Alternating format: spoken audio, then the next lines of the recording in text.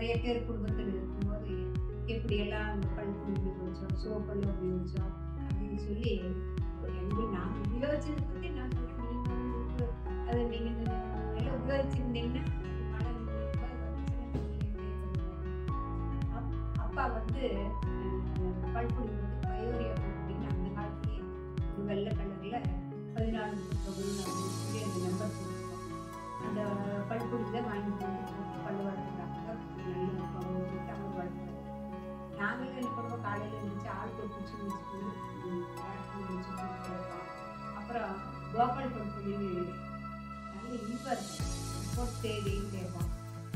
பக்கத்து வீட்டில் எல்லாம் என்ன பண்ணுவாங்க, இது ரைஸ் மில்லில் போய் உமி வாங்கிட்டு வருவாங்க. உமி சாம்பல் மாதிரி இருக்கும், அதை பொருள்னு கிடப்பாங்க. அப்புறம் கறி இருக்கும், அடுப்பு தானே பற்ற வச்சோம் அந்த டைமில். கறி போட்டு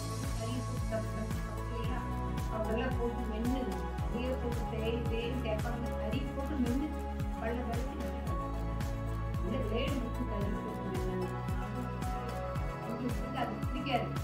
அப்படியே வந்து நாங்கள் வந்து இந்த கறி இதெல்லாம் போட மாட்டோம்.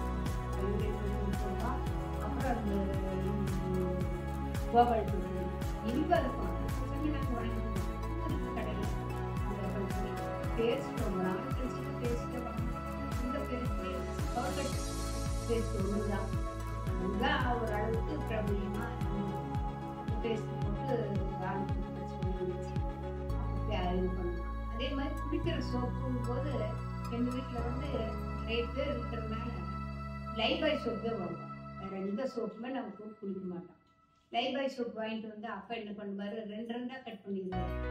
பெருசாக ஒன்றா போட்டோம்னா இல்லை இதாகிடும்னு சொல்லிட்டு 2 கட் பண்ணி வச்சிருப்பாரு. தீர ஒன்று அளவுக்கு பெருசாக இருக்கும். ஸோ அதுதான் தேய்க்கிறது, கலக்கு தேய்க்கிறது எல்லாம் ஒரே சோப்பு தான். கலக்கு தனியாக அது தெரியும். அதனால நிறைய முடியும். அப்போ அம்மா வந்து அரசு தேய்ச்சி கொடுப்பாங்க, சீரக்காய் நல்லா எனக்கு பண்ணாங்க.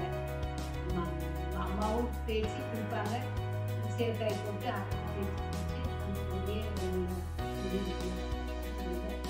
இவங்கெல்லாம் அண்ணன் தம்பி எல்லாமே லைஃபை சொல்லுதான். இப்போ அவசியம் எங்களுக்கு விவரம் தெரிஞ்சதுனால வரைக்கும் லைஃபை சொல்லுதான். 2 கட் பண்ணிட்டேன், முழுசாகவே போட்டு தேய்க்க மாட்டேன். 2 கட் பண்ணி ஒரு தீர அதே மாதிரி துணி துவைக்கிற சோப்பு அந்த காலத்தில் ஸ்வான் சோப்புன்னு ஒன்று ப்ளூ கலரில், அது ஒன்று. வேப்பண்ண சோப்புனா அப்படின்னா பார் கணக்கில் ஒரு ஸ்கேல் அடியில் இருக்கும், நீங்கள் கொஞ்சம் சின்னதாக இருக்கும். அதை வந்து அதே மாதிரி கட் பண்ணி தான் உபயோகிப்போம். துணி நல்ல மனமாகவும் இருக்கும். திரும்பி துணி எல்லாம் போடும். வேப்பண்ணெய் போட்டு வேப்பண்ணெய் பசங்க இருக்குது. அப்போ ஏதோ ஒன்று கையை கழுவணும், வேப்பண்ணெய் சோப்பு வந்து கையை கழுவணும். துணி துவைக்கிறதுக்கு அதுலேயே நம்ம குறைச்சி இந்த வெள்ளக்கடை சட்டை அப்படின்னு சொல்லும்போது அந்த ப்ளூ கலர் ஸ்வான் சோப் போடுவோம். அப்புறம் இந்த நீளம் இருப்பாங்க,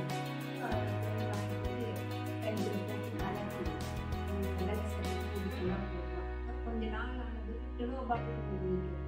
அதை வாங்கிட்டு வந்து அந்த நீளத்தோட கலக்கி போது அது ரோஸ் கலராக மாறும்.